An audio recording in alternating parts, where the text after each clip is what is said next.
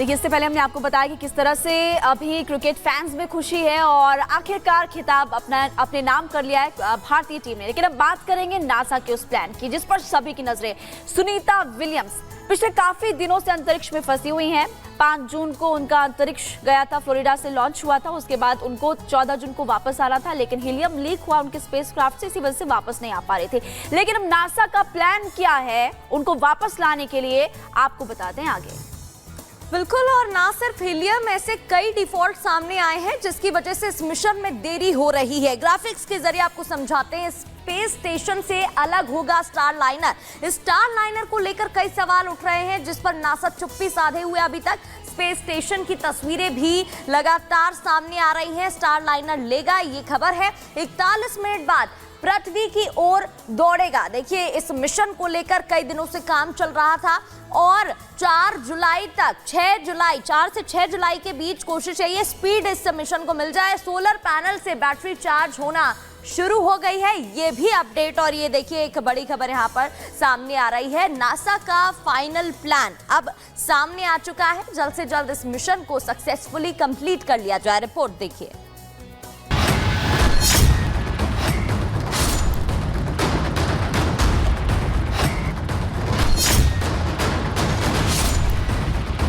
अमेरिकी aircraft company Boeing और NASA के संयुक्त मिशन पर अंतरिक्ष में गई भारतीय मूल की सुनीता विलियम्स अंतरिक्ष में फंस गई है। सुनीता इस मिशन के स्पेस क्राफ्ट की पायलट है।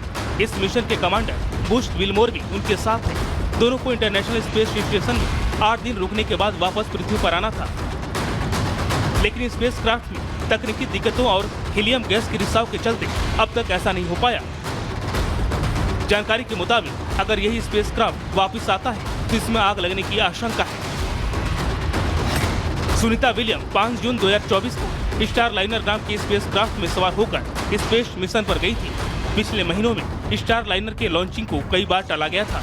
इसके बावजूद 5 जून को इसने धरती से उड़ान भरी और 25 घंटे के सफर के बाद Sunita Williams international space station पहुंच गई। लॉन्चिंग के साथ ही बोइंग एस्ट्रोनॉट्स को स्पेस स्टेशन तक ले जाने और वापस आने के मिशन पर काम करने वाली दूसरी प्राइवेट फर्म बन गई। इसके पहले एलन मस्क की स्पेस एक्स ये कारनामा कर चुकी है।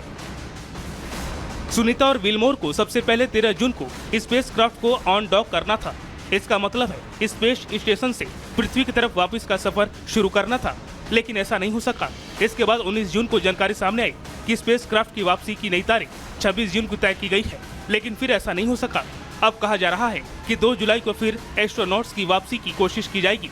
अमेरिकी मीडिया का दावा है कि नासा और बोइंग को 5 जून को हुए लॉन्च से पहले ही स्पेस क्राफ्ट में हीलियम के रिसाव के बारे में पता था। रिपोर्ट के मुताबिक इसके बावजूद उन्होंने लॉन्च नहीं रोका। जब स्टार लाइनर ऑर्बिट में पहुंचा तो इसमें 4 और जगहों से हीलियम गैस लीक होने लगी। उधर नासा ने उन दावों का खंडन किया है कि जिसमें कहा जा रहा है कि दोनों एस्ट्रोनॉट्स स्पेस में फंसे हुए हैं। नासा के मुताबिक स्पेस क्राफ्ट को अभी भी अनडॉक किया जा सकता है। इसे इमरजेंसी की स्थिति में उड़ाया भी जा सकता है। नासा के मुताबिक अनडॉकिंग के बाद स्पेस क्राफ्ट 70 घंटे तक उड़ान भर सकता है, जबकि उसे वापसी के लिए करीब 6 से 7 घंटे की फ्लाइट लेनी है। नासा के मुताबिक स्पेस स्टेशन पर सभी जरूरत की चीजें इतनी मात्रा में मौजूद है कि इन्हें कई महीनों तक चलाया जा सकता है। स्पेस स्टेशन में सुनीता और विल्मोर के अलावा 5 एस्ट्रोनॉट्स और मौजूद हैं। इस कारण फिलहाल एस्ट्रोनॉट्स के लिए कोई खतरा नहीं है। नासा भले ही सब कुछ ठीक होने का दावा कर रहा हो, लेकिन जब तक सुनीता धरती पर सही सलामत नहीं आ जाती तब तक नासा के दावों पर यकीन नहीं किया जा सकता। ऐसा इसलिए कह रहे हैं क्योंकि इससे पहले भारतीय मूल की कल्पना चावला स्पेस मिशन से लौटते समय अपनी जान गंवा चुकी है।